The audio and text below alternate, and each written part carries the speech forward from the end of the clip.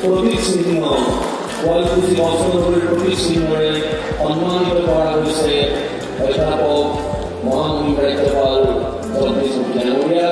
কৃষ্ণ হৈ আপোনাৰ সকলোকে आदरणीय जनाइशो और महापुरुष श्रीमंत शंकर देव और माधव देव की विविध मुखी रचनाओं से समृद्ध है असमिया भाषा का साहित्य भंडार। सैकड़ों साहित्यकारों ने कविता, कहानी, उपन्यासकार, नाटक आदि से इस परंपरा को आगे बढ़ाने का काम किया है।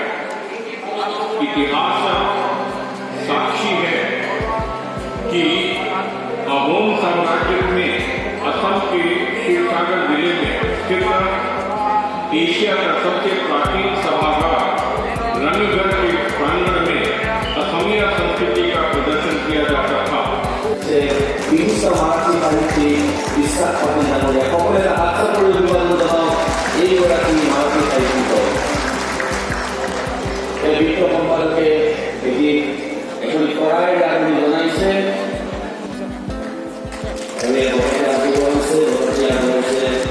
মহামহিম ৰাজ্যপাল অধ্যাপক সকলে আশা কৰি অভিবাদন জনাব।